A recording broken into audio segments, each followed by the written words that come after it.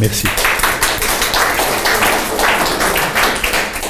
Eh bien, je souhaite que mes textes soient vibrants et vivants. Une petite parenthèse. Je ne savais pas que je serais affublé d'un appareil qui me fait ressembler à une vedette de l'Olympia, que je ne suis pas tout à fait. Qui me soit permis d'abord de vous remercier d'être là. Je revois beaucoup de gens, tout le monde qui me fait très, très plaisir, et je remercie aussi les membres du musée Neuhaus qui nous donnent, à nous Biennois, l'occasion de nous exprimer. J'ai une reconnaissance toute particulière, un petit peu secrète, pour deux amis, Jean-Pierre Widmer et Francis Siegfried, qui sauront voler à mon secours si le besoin se fait sentir, mais ça, c'est pour plus tard. L'invitation que vous avez reçue contenait le texte suivant. « Bien souvent je t'adore », suivi de 3 points de suspension qui sont extrêmement importants. J'avoue que j'ai hésité longtemps, j'ai failli ajouter à ce « bien souvent je t'adore », parfois tu m'agaces. Parfois tu m'agaces. Souvent tu m'agaces.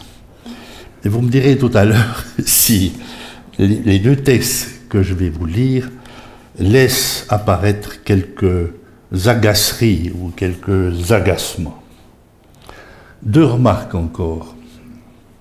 Il y aura beaucoup d'absents dans ces 2 textes. Ma femme, mes enfants, mes parents, des amis, des élèves, quoique certains sont là, et des promenades et des paysages.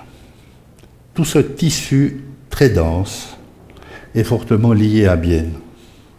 Ces promenades et ces paysages, pour ne parler que d'eux, sont très importants. Ils m'ont fait revenir dans une ville et un pays que j'avais quitté 6 ans, pendant lesquels j'avais connu les noirceurs de Manchester. Vous savez, en 1959 et même avant, quand vous quittiez Londres, les Londoniens vous parlaient de la gare de Euston, the Gates of Hell, c'est-à-dire le portail de l'enfer. Cette ville sortait presque de la guerre. En 1955, j'ai encore connu des tickets de charbon. Je crois que l'Angleterre a été le dernier pays qui a souffert de la guerre sur le plan des rationnements. Manchester était encore une ville qui non seulement sortait de la guerre, mais aussi sortait d'une révolution industrielle du 19e très proche des univers de Dickens et Zola. Mais ce fut pour moi une leçon extrêmement salutaire, parce que j'étais un Biennois qui était davantage habitué au géranium de son enfance sur un balcon de Beaumont, ouvert sur l'aigre, le munch et la Jungfrau. 2e et dernière remarque, ces textes m'accordent beaucoup d'importance, mais c'est sûrement le genre qui veut cela. Une soirée comme celle-ci, vous le savez, porte le titre « Bien tes souvenirs ». Ce seront donc mes souvenirs, et je prendrai probablement une place plus grande que bien, quoique. Je commencerai, donc je vous ai parlé de 2 textes, je commencerai par une évocation qui remonte à mon enfance. Elle s'intitule « Entre cendres et neige », une enfance biennoise heureuse, 1936-1945, vous voyez qu'on remonte très loin. J'aurais pu l'appeler une enfance outrageusement heureuse, ou, du titre très vulgaire, un cornichon dans son jus. C'est une formule que j'emploie souvent pour parler des Suisses, même d'aujourd'hui, et je me compte parmi les gens qui sont dans le bocal. Il s'agit de collages souvent très brefs. Je les ai fait précéder d'une courte notice historique, les dates retenues précédant et suivant 1939 étant peut-être trop lointaines pour certains. Le 2e texte porte le titre de « Nos petites fugues », un titre, vous l'aurez deviné, qui est emprunté au film de Yves Yersin. Il relate quelques épisodes de mon adolescence entre 1947 et 1957. Il dira ma reconnaissance à un Viennois qui fut d'abord genevois. Il s'agit de Richard Balter. Il fut mon maître de français, mais avant d'être un maître, il fut un homme d'une très très grande culture. Il fut aussi le maître de mes camarades, 3 camarades très importants qui auront une grosse place dans ce récit, René Richterich, Jeff Sommer et Alphonse Boya. 3 adolescents qui, comme moi, furent à la fois des chiots aussi mal léchés qu'ivres de vivre. Et voici mon premier texte, Entre cendres et neige, une enfance viennoise heureuse, 1936-1945. J'avais 6 ans, 1937. Une photographie de l'album que ma mère tenait constamment à jour nous montre, mes sœurs et moi, assis sur un parterre de pervenche dans un grand jardin de Beaumont. Derrière nous, des massifs de plantes grimpantes en fleurs, dégringoles de rocailles soigneusement entretenues. Mon père venait d'acheter une TSF à 6 postes. Au centre, une petite lumière éclairait le numéro de la station choisie, numéro 1 Béromünster, numéro 2 Sautan, numéro 3 Montetineri. Les 3 autres stations permettaient d'entendre des radios étrangères qui nous semblaient venir du bout du monde. Un jour que Hitler vociférait, j'entendis mon père affirmer qu'un tel brailleur n'irait pas bien loin. Il est allé plus loin qu'on ne l'espérait. Ma mère, très peu pieuse, ajouta qu'un homme qui voulait du mal aux Juifs, peuple élu de Dieu, périrait un jour par l'épée. J'avoue que je suis extrêmement fier, bien qu'étant très, très critique souvent de mon milieu familial, je suis très fier de pouvoir dire ces choses-là. Sur l'un des quais de la gare de Bienne, un soir, il faisait très froid et très noir, je vis beaucoup d'enfants vêtus de manteaux trop grands pour eux. Sur le devant pendaient de grandes pancartes de la Croix-Rouge, nous sommes donc toujours en 1937, retenus par des ficelles qui entouraient leur cou d'autant plus étriqué qu'il était surmonté par la boule ronde de leur crâne rasé. Ma tante, dont je serrais la main chaude, m'expliqua que ces enfants étaient des réfugiés de la guerre d'Espagne. Une infirmière autoritaire veillait à ce que les enfants restent groupés. « Qu'est-ce qu'il dit, le monsieur ?» J'avais 6 ans. « Pourquoi il parle si fort ?» demandai-je à ma tante. « Il dit que ce sont des enfants de communistes, » me répondit-elle en ajoutant. « Tu es encore trop petit pour comprendre. » Dès ce jour, je compris confusément que tous les enfants n'habitaient pas dans une belle maison sur les hauteurs de la ville et qu'ils n'avaient peut-être pas de train électrique dont les voies couraient sous le sapin de Noël. La voix tonitruante d'Hitler et les ronchonnades du monsieur sur le quai de gare ne pouvaient venir que d'hommes méchants qui rasaient la tête des petits-enfants pour les envoyer très loin de leurs parents. J'appris aussi qu'il n'était pas bien de s'agenouiller, comme le faisaient d'autres gosses de mon âge, sur l'escalier en bois du kiosque voisin de la station inférieure du funiculaire des Villards. Ces derniers regardaient de près les pages de couverture du journal illustré allemand Signal. On y voyait des Stukas, noirs aux ailes cassées qui piquaient. Des soldats avec des casques carrés fonçaient en avant. Des tanks noirs nous tombaient dessus. Pour moi, ces soldats méchants n'avaient rien à voir avec les miens en plomb, si bien alignés derrière un porte-drapeau et bientôt sous l'œil du général Guisan, appuyé sur son sabre. 1938. Je commence l'école aujourd'hui, 25 avril, dans la classe de Madame Lehmann, au rez-de-chaussée à droite de l'école du Marché Neuf. Mon camarade de classe Ernest a beaucoup de peine à reconnaître les lettres de l'alphabet. Quand il écrit des A, on entend sa touche grincer sur son ardoise qu'il laboure de profonds sillons. Ernest va chercher la cantine à la cuisine populaire dans un vieux bâtiment orange qui se trouve dans la cour de l'école du Four. Une infirmière est venue en classe pour regarder nos crânes de près. Le lendemain, Ernest est revenu en classe, la tête rasée. 1939, début de la Deuxième Guerre mondiale. Mon père m'a conduit à la Grande Combe entre Macolin et Évillard pour faire mes premiers pas à ski. C'était le 29 mars. Il m'avait fabriqué des bâtons avec des branches de noisetier que nous étions allés couper au-dessus de chez nous dans le bois. On n'appelait pas encore ça le bois du Petit Chêne, il faut croire que Bienne est devenu davantage bilingue. C'était le Eichelsli, près de l'hôpital de Beaumont. Nous avons passé nos vacances d'été à Échy. Nous sommes assis sur un banc à brandir des flambeaux rouges à croix blanche. Je fais la moue, comme si déjà je n'aimais pas trop les embrigadements. Nous sommes allés voir partir les soldats mobilisés à la gare de Bienne.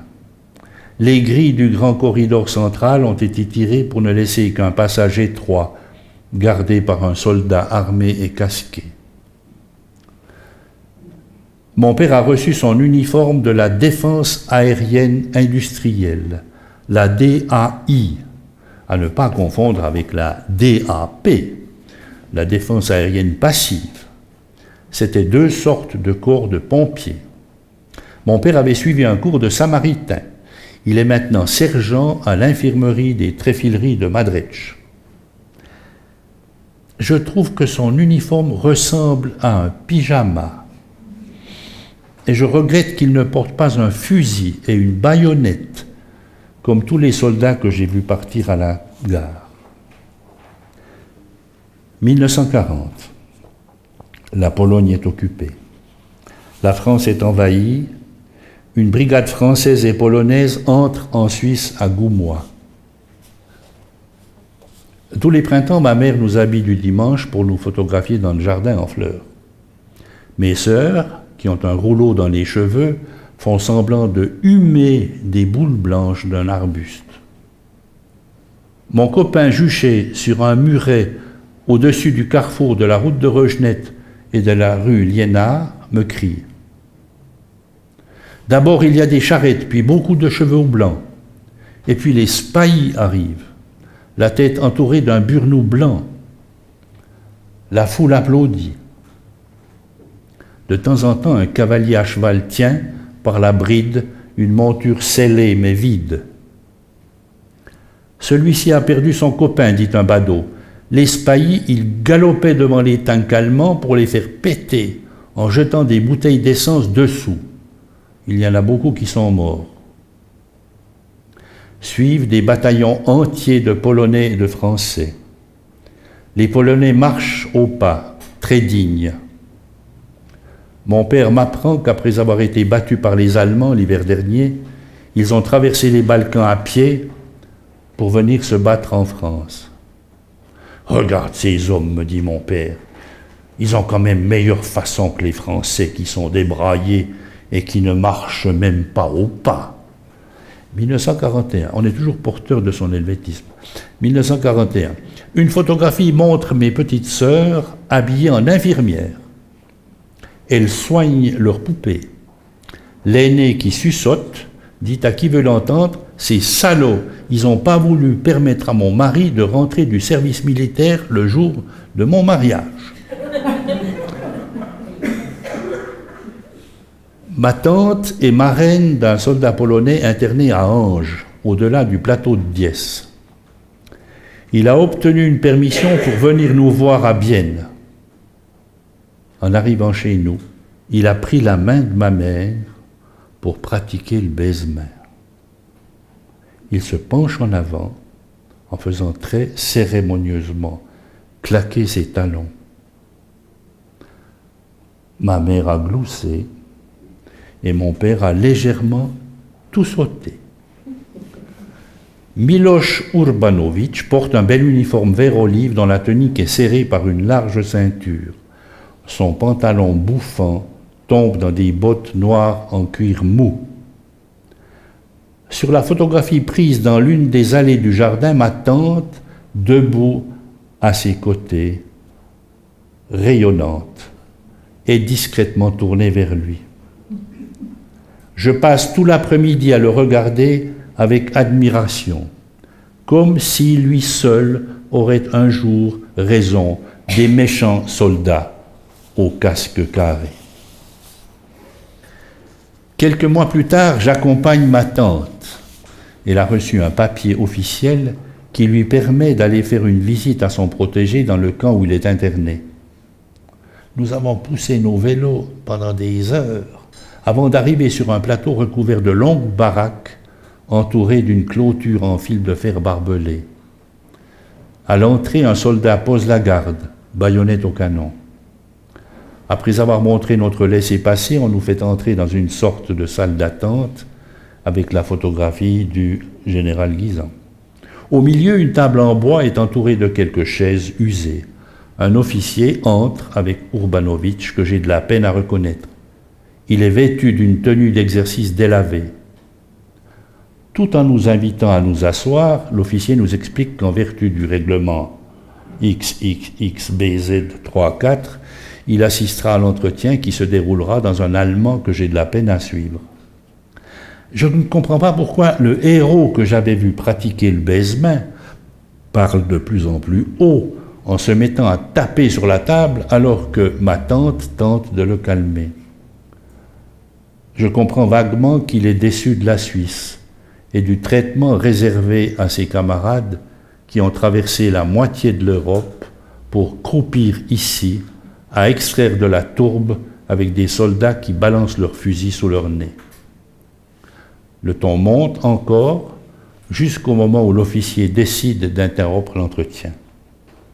Urbanović quitte la salle, entouré par 2 soldats. 2 ans plus tard, il franchira la frontière pour rejoindre l'Angleterre avec la complicité de la résistance française. 1942. La 8e armée britannique bloque l'entrée de l'Africa Korps de Rommel aux portes de l'Égypte. L'armée rouge de Stalingrad se met irrémédiablement en branle, l'Allemagne nazie recule partout. Mes parents m'ont envoyé au Kinderheim Sonnenrhein à Wengen, suite à une tache au poumon. La tanti, comme nous l'appelons la directrice, tente d'attirer notre attention. Ce matin, vous avez mangé chacun 9 tartines. Savez-vous que partout ailleurs en Europe, les enfants n'ont rien à manger? Jean-Claude, tu me passes ton couteau? Il faut que j'aiguise mes flèches. Cet après-midi, on va jouer aux Indiens au Leiterhorn. Tais-toi, sale, dit Raymond à Annette, une petite genevoise dont les cheveux sont aussi noirs que ses yeux. Des larmes se mettent à couler sur les joues de la fillette. Je regarde par terre en sachant que quelque chose d'horrible vient de se passer. Je pense à ce que ma mère nous avait dit à propos d'Hitler, accusant les Juifs de tous les maux. 10 ans plus tard, je verrai une jeune étudiante dans le hall de l'Université de Genève. Elle ressemblera à Annette. Nous nous regarderons un instant. Je n'oserai pas l'aborder. Achtung, Achtung, Luftlagebemeldung. Auf dem Reichsgebiet befindet sich gegenwärtig kein feindlicher Flugzeug, annonce la radio allemande. Tous les soirs, penchés sur le haut-parleur de notre TSF, nous écoutons la voix lointaine et brouillée de la BBC. Elle diffuse l'émission « Les Français parlent au français ». Les messages codés se succèdent, suivent les informations. Elles annoncent des bombardements sur l'Allemagne et sur le nord de l'Italie. Nous entendons les bombardiers alliés passer 2 fois au-dessus de nos têtes à l'aller et au retour. La nuit, quand les sirènes hurlent sur Bienne, mon père se lève pour rejoindre son poste aux Tréfileries. Une patrouille de la Luftschutz a averti mes parents de la lumière filtrée à travers nos volets. 1943. Nous passons nos vacances d'été au Beatenberg. Ma mère nous lit des histoires qui nous font parfois pleurer. Mon père fait l'ascension de l'Aigre avec le club alpin. Sur une carte punaisée sur l'armoire des toilettes, je déplace la ligne du front russe vers l'ouest avec un gros crayon rouge. Elle est déjà loin de Stalingrad. Sur les pages de l'illustré, on avait vu le maréchal von Paulus, mal rasé, sa capote ouverte. Il avait l'air d'un vieillard. La ligne de front traverse maintenant Vitebsk, Minsk et les marais du Donetsk. Mon oncle René, soldat motocycliste, est venu nous dire bonjour d'Annette. Dans sa sacoche, il me montre un chargeur de mitraillettes comme en possèdent les partisans des forces françaises de l'intérieur. Il paraît que mon oncle Maurice, artilleur, tenait un avion allemand égaré au bout de son canon. L'ordre de tirer ne lui est pas parvenu. Lundi matin, Barbiche, notre maître de dessin, nous réunit autour du pupitre pour nous montrer les dessins dits libres que nous lui apportons. Les miens sont toujours pareils. On y voit des forteresses volantes hérissées de coupoles de mitrailleuses. Elles tirent sur des Messerschmitt 109 qui s'enfoncent en flammes dans la mer. Carly, notre maître d'arithmétique, est méchant avec des enfants français venus passer un mois en Suisse. Comme il ne trace pas les barres de fractions comme nous l'avons appris, il leur dit en secouant son lorgnon, « Ici, on est en Suisse. Ici, on a de l'ordre. » Le père d'un camarade est mort au service militaire. Au cimetière, des soldats en rang ont tiré en l'air à côté de la tombe encore ouverte. 1944. Pour nous, le rêve continue. Nous passons les vacances d'hiver à Wengen. Mes parents me payent des leçons de ski. J'obtiens le test d'argent signé par Heinz von Almen, avec lequel je suis descendu la piste du Lauberhorn. En été, j'ai rencontré mon premier Américain à la plage de Bienne. John Frausto, de Chicago. Mitrailleur de queue d'une forteresse volante ayant fait un atterrissage forcé en rentrant d'un raid sur Milan. Il est debout à côté de la balance publique, dressée près de la caisse à l'entrée de la plage, à Bienne. Sa main, dont la paume est retournée, déborde de pièces de monnaie. Il me demande d'en choisir une que je glisse dans la fente après qu'il soit monté sur le plateau. La flèche bondit vers le haut du cadran.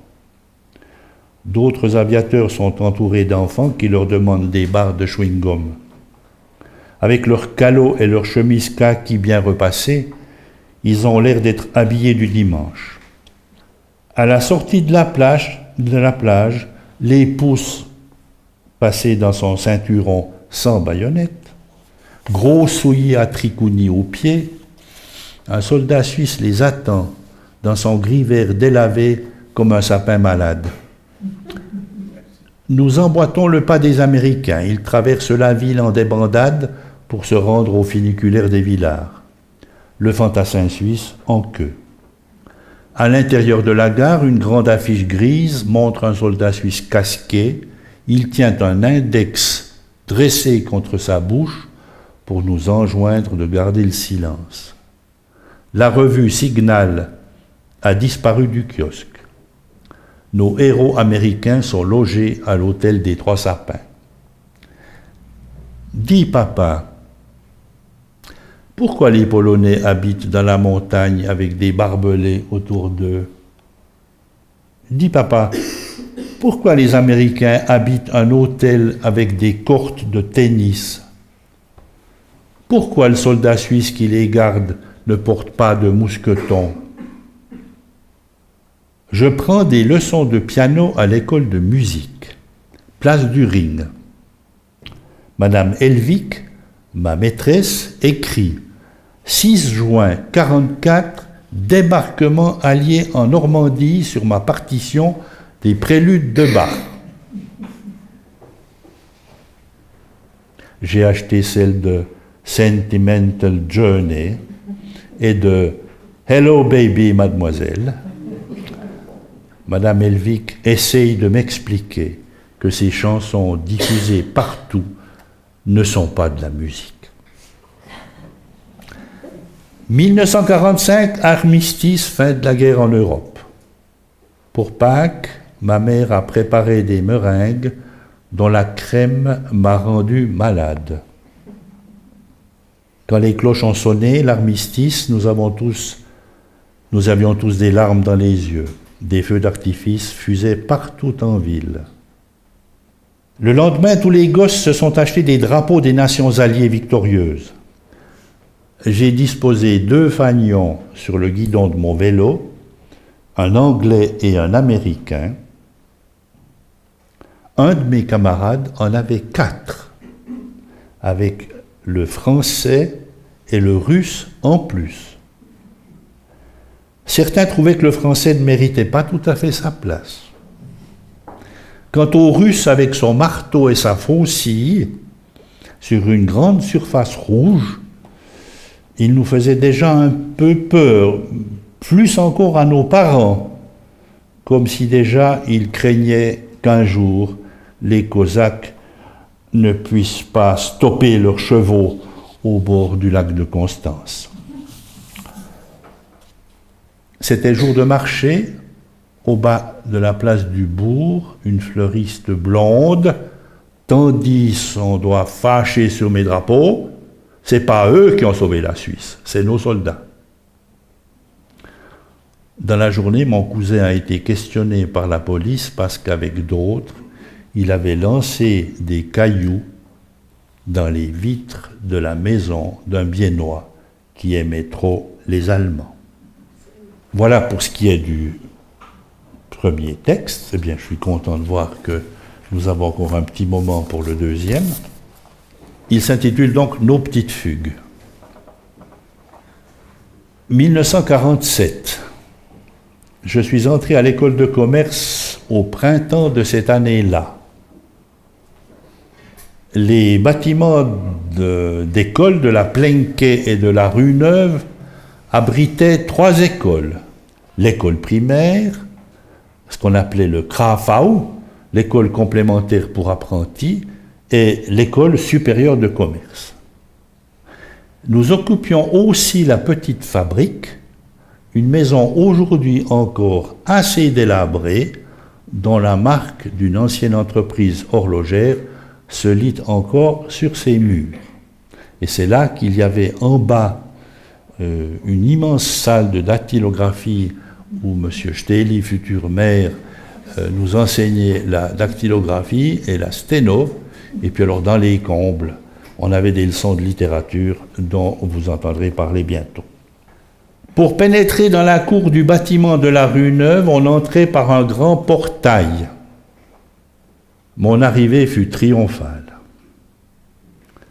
Le directeur d'alors, portant lorgnon, me fit impérativement descendre de ma bicyclette en hurlant, ou presque, « Abtreten !»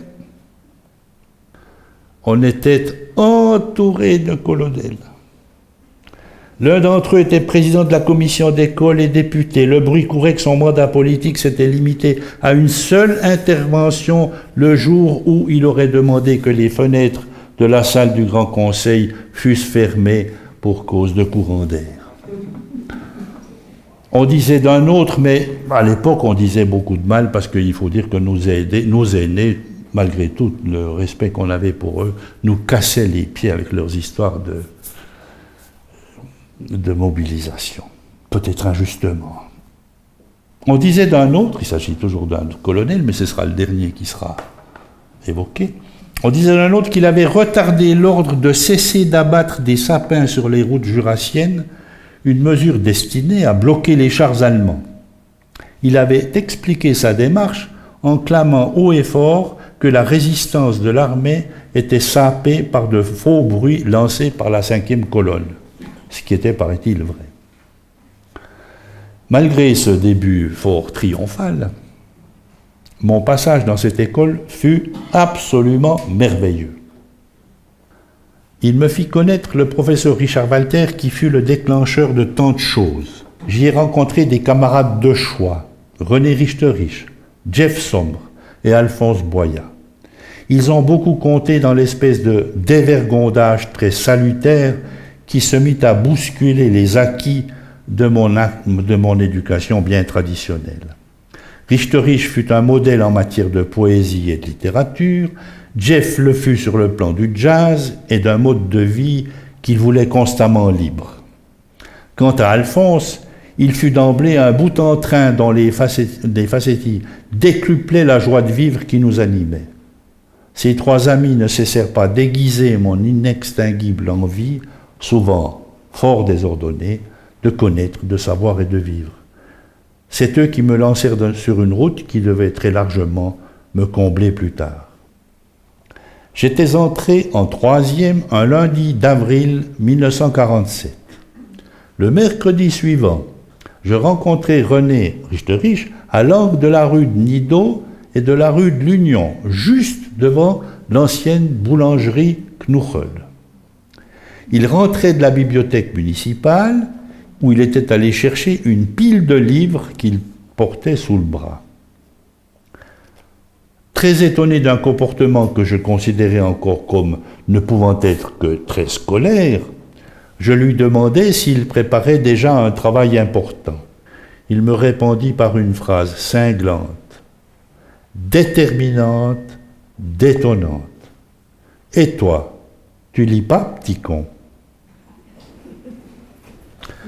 Certes, mon goût de la lecture datait d'avant. Il avait toujours été encouragé par ma mère, qui avait une magnifique formule. La lecture meuble l'esprit. N'empêche que la question cinglante de Richterich m'imposa un coup d'éperon très salutaire. René lisait Apollinaire, auquel je ne comprenais strictement rien. Il fumait des Gauloises, il allait en stop à la Côte d'Azur, il faisait de la montagne et toutes les filles tombaient dans sa poche. Et puis il lisait Sartre, et puis il avait des connaissances assez incroyables. Il nous parlait de Picasso et de Valoris, où il allait passer ses vacances. Alphonse, conseillé par son mentor jésuite, l'abbé Nico, s'ouvrait aux idées. Je vous rappelle que l'abbé Nico avait ouvert à la rue de Morat une des premières galeries d'art qui a beaucoup compté pour nous à la rue de Morat. Dans ma chambre, la figure du général Guisan, en métal repoussé, avait disparu. J'avais découpé des photographies dans l'illustré, elles représentaient des séquences de Hamlet, interprétées par John Simmons et Laurence Olivier. Je les avais collées sur les murs de ma chambre avec des portraits de Ramus. Ma mère ayant enfin, je vous donne l'impression d'être un excellent élève, ce que je n'étais pas, ma mère ayant enfin consenti à me donner 5 francs d'argent de poche par mois, je m'étais acheté Les Fleurs du Mal, chez Kampmann, un libraire dont l'échoppe se trouvait vis-à-vis de l'Odéon, d'où il n'avait qu'à traverser la rue pour répondre à la demande de ses rares clients. Lucien, fils de Jules Jérémy Rochat, rédacteur en chef du Journal du Jura et ami d'Alphonse Boya, tenait la librairie du Chandelier à la rue des Prés. Nous y passions toutes nos heures blanches. Nous reniflions des noms d'auteurs et des livres qui ne nous disaient pas grand-chose encore. Alphonse organisait des soirées dans les caves de la librairie. Elles se terminaient parfois par de somptueuses beuveries. Des fondus étaient préparés sur une vieille pipe. Un soir, il y eut un début d'incendie qui fut assez rapidement maîtrisé. La fumée abîma un grand nombre de livres qui furent soldés. Ce fut pour moi l'occasion de commettre une faute très grave, mon unique détournement de fonds. Comme j'étais caissier d'un chœur d'église et qu'un travail temporaire immédiat s'offrait au PTT, je me permis un découvert de quelques jours en prélevant plus de 100 francs pour m'acheter les œuvres complètes de Giraudoux aux éditions Hits et Calendes et un très bel exemplaire d'une œuvre de Cocteau. Jeff m'invita chez lui pour écouter une musique que je ne connaissais pas du tout. Il plaçait des disques sur un gramophone qu'il fallait remonter après les 3 minutes de musique qu'offraient les 78 tours de l'époque. Quand l'aiguille avait parcouru tout le disque, il fallait la changer pour qu'elle évite d'abîmer le suivant, que Jeff se mettait aussitôt à commenter. Peu à peu, j'appris des noms. Louis Armstrong, Jimmy Noon, Baby Dots, Betty Smith et d'autres encore. Le père de Jeff, rouge de colère, montait à l'étage pour nous dire de diminuer le volume sonore du tourne-disque. Jeff enfonçait un mouchoir dans le fond du gramophone en maugréant. Le mercredi après-midi, nous nous retrouvions chez le disquaire Symphonia à la rue Centrale. Une vendeuse bienveillante nous permettait de nous enfermer dans une cabine avec une pile de disques. 4 heures plus tard, nous en ressortions avec un disque que seul Jeff ou René achetaient pour 5 francs 50. Jeff fut pour moi un autre initiateur. Je ne comprenais pas très bien les propos qu'il tenait sur ses rapports avec une fille avec laquelle on le voyait à la plage. C'était une jeune femme presque squelettique, dont les seins étaient posés sur une carcasse très maigre, surmontée d'une chevelure blonde filasse. Il nous décrivait ses caresses en accompagnant ses gestes d'une phrase qu'il faisait siffler au moins 3 fois entre ses lèvres en plaçant ses 2 mains serrées entre ses cuisses.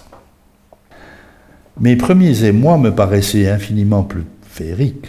Le hasard d'une soirée d'été avait voulu que je rencontre Solange, que je connaissais depuis quelques mois. J'avais 16 ans, elle en avait 15. Nous étions si craintifs ou si émerveillés que le silence nous suffisait. Le long d'un long escalier plein d'obscurité, nous étions très proches l'un de l'autre à goûter toutes les secondes ce qui nous arrivait et ce qui, merveilleusement, ne nous arrivait pas. Je posai ma main sur son bras tout en respirant pour la première fois les parfums féminins que sa grande chevelure diffusait dans la nuit. Quand Jeff quitta l'école, je le perdis de vue. Alphonse Boyat nous rejoignit en 2e après avoir passé une année à Sarnen dans une école catholique. Les attaches très solides qui le liaient à l'abbé Nico ne l'empêchaient pas de vivre très joyeusement.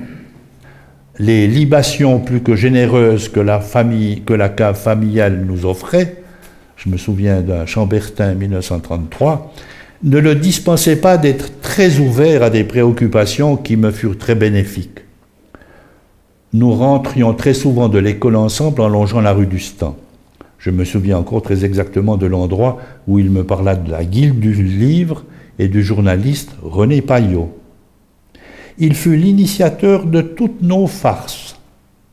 Nous abusions très allègrement de la gentillesse un peu naïve de notre maître d'allemand et de gymnastique, Harry Ebersold. Les scènes les plus cocasses avaient lieu sur un radeau de la plage. La fameuse instruction militaire préparatoire, militaire bien sûr, voulait que nous plongions pour retrouver des sortes d'abat-jours munis d'un trou au milieu. Ebersold jetait les disques à l'eau. Le premier plongeur dûment initié était parfaitement rodé. Il s'agissait pour lui de retourner le disque pour que son côté blanc repose dans la vase. L'autre côté vert rendait l'objet absolument introuvable. Un 2e élève sautait. Son rôle consistait à gratter le fond de l'eau, c'était un peu ma spécialité, pour la rendre aussi trouble que possible. Au bout de quelques minutes, nous étions tous à nager sous l'eau, maître compris. Une fois tous remontés sur le radeau, il nous avouait que nous avions parfaitement raison. L'eau était très sale. Secoués comme des pantins désarticulés à force de pouffer, nous sautions tous dans le lac où la scène se terminait dans une toux collective crispant des faces congestionnées par l'eau que nous ne pouvions plus éviter d'avaler à grosses gorgées. Nous étions très, très fiers de nos farces. Mais beaucoup de choses se passaient en nous sur un autre plan. Grâce à Richard Walter, ce fils de pasteur genevois, cultivé, polyglotte, peut-être un peu snob aux yeux de certains biennois qui se mettent toujours, très rapidement, à froncer du sourcil ou à devenir goguenard devant toute manifestation, un tant soit peu élitaire. Richard Walter organisait des soirées de préparation à l'audition d'œuvres musicales contemporaines. C'est ainsi que je passai une merveilleuse soirée consacrée au Sacre du printemps de Stravinsky, à 17 ans, dont certains extraits furent commentés et joués par lui et par son fils Ramon, au piano. Ce dernier, Ramon, m'invita un jour à faire une partie de luge entre Macolin et Beaumont. Je fus absolument stupéfait lorsqu'il se mit à déclamer les premières pages de d'Herborance de Ramus. Je le fus davantage encore quand j'appris que son père en faisait de même. Un père qui déclamait des textes littéraires avec son fils représentait pour moi quelque chose d'aussi fascinant qu'inquiétant, complètement, mais alors totalement en dehors des comportements familiaux qui avaient été les miens. Ce soir-là, je passai un instant chez les Walter où je vis Terre des Hommes de Saint-Exupéry posé sur la table du salon. Ce livre, mon premier livre important, était chez mon professeur un homme de goût et d'idées. Cette découverte m'offrait je ne sais quel portail. Il s'élargit plus largement encore le jour où il me dit que je m'intéressais à de vraies valeurs.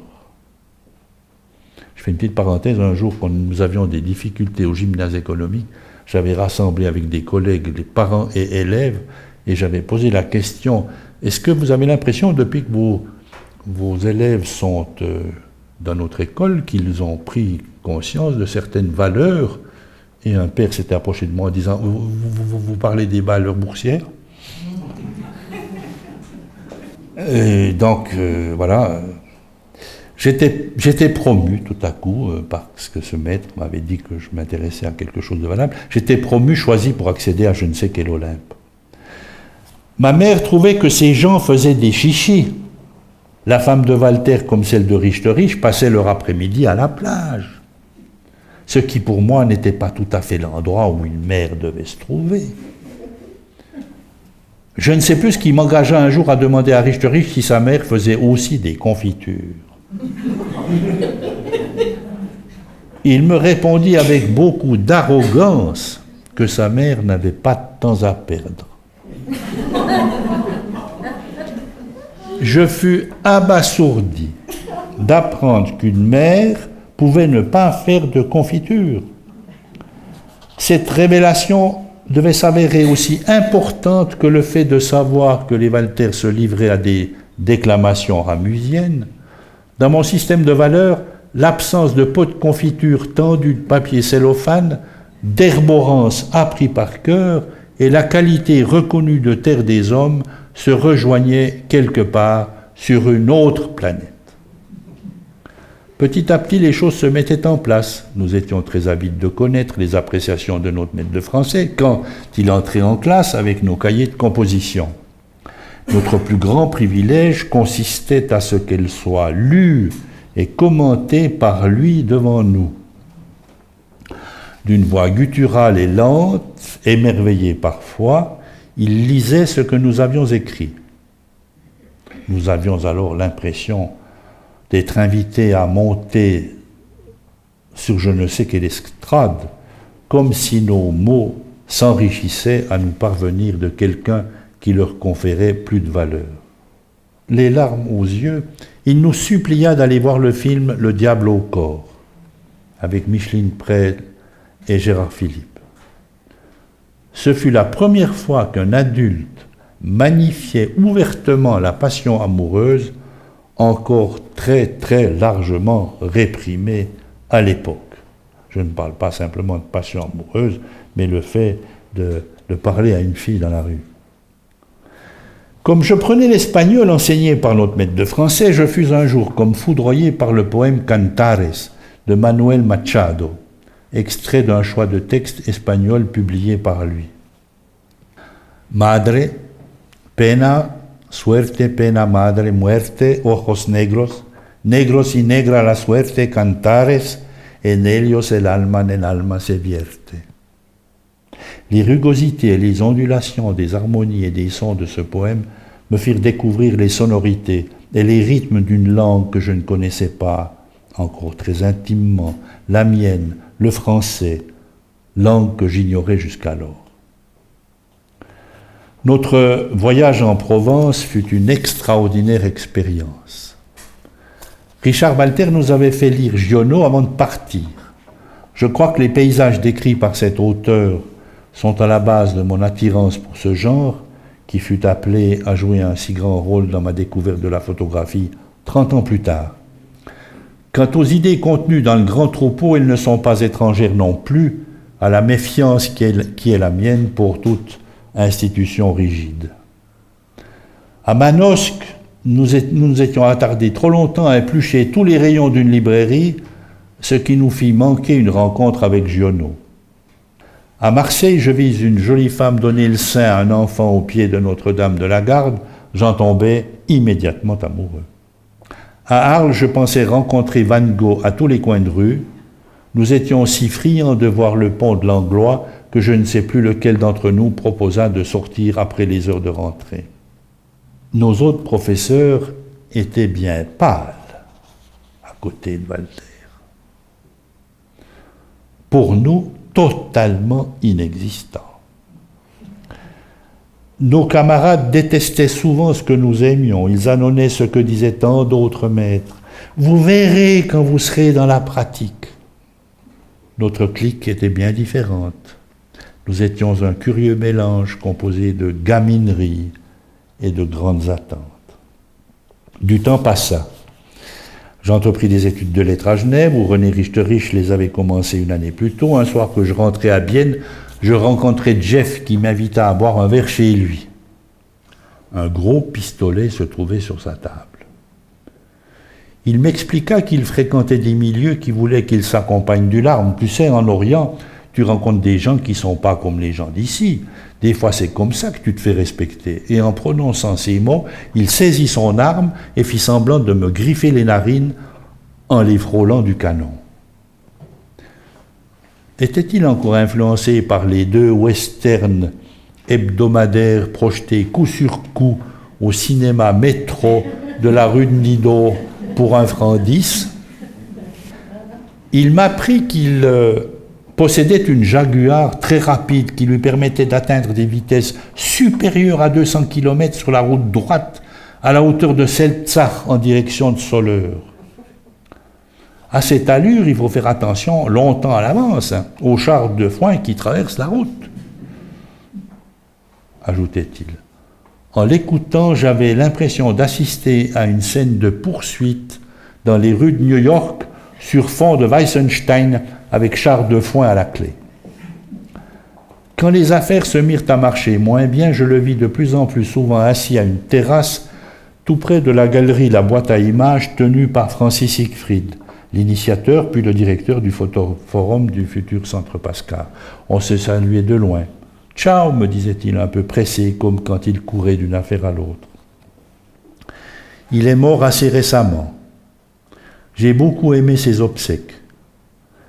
Quand on est entré dans le crématoire, une musique douce, très sensuelle, comme il l'avait été, accueillit les nombreux amis qui étaient là. Roland Katz parla très simplement, très amicalement. Puis Jörg Steiner. Nous sommes sortis comme réconfortés. d'avoir participé à une manifestation si fidèle à ce que Jeff avait toujours été. 3 jours plus tard, j'ai rencontré une autre figure biennoise, Bornéo, à la place du marché.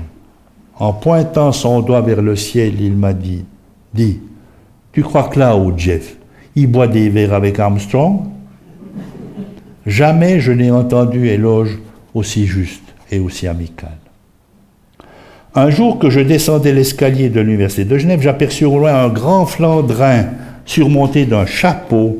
Alors qu'il s'approchait, je vis ses bras, il me faisait signe, ses bras monter et descendre régulièrement, ses mouvements étaient d'autant plus apparents qu'il tenait une petite valise dans chaque main. C'était Alphonse Boya qui venait me dire bonjour. Il m'expliqua qu'il devait porter un chapeau pour paraître plus crédible aux yeux des commerçants auxquels il présentait ses collections de montres.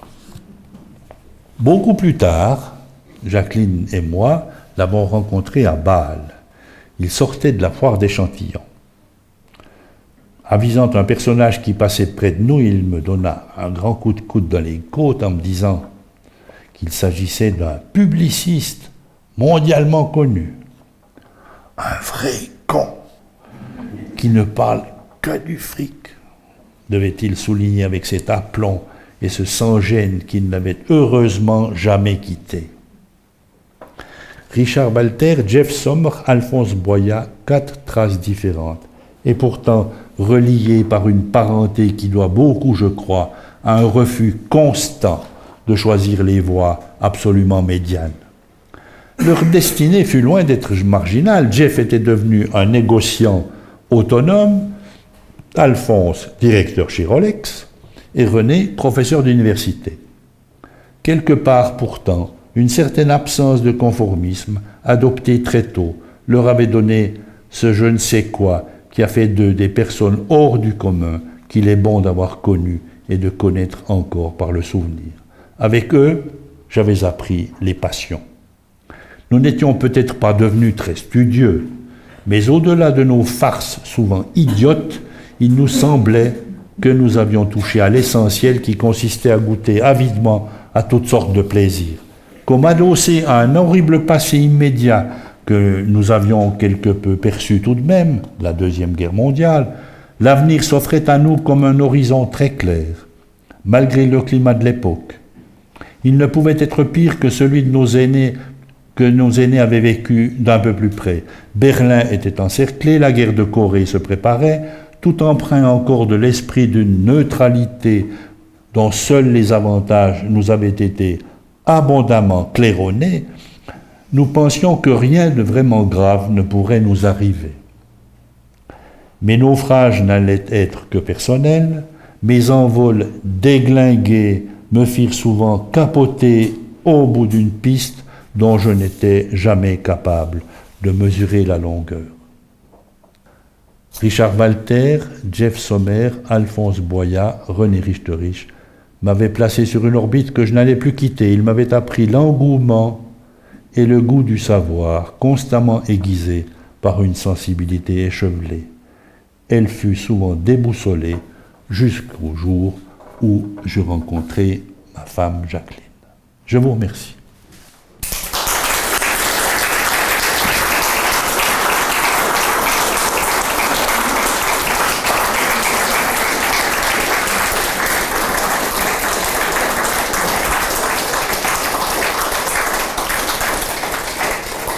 Et je vous ferai une toute petite confidence maintenant. Je vous ai parlé de Jean-Pierre Widmer et de Francis Siegfried. J'ai fait l'expérience de ce texte en le lisant devant ma femme l'autre jour, et quand j'ai lu le passage de la petite Annette auquel un camarade avait prononcé cette atrocité, je me suis effondré. Et j'ai craint de faire la même chose ce soir, et c'est la raison pour laquelle 2 amis s'étaient offerts pour me servir de doublure, si jamais l'émotion s'emparait. Voilà.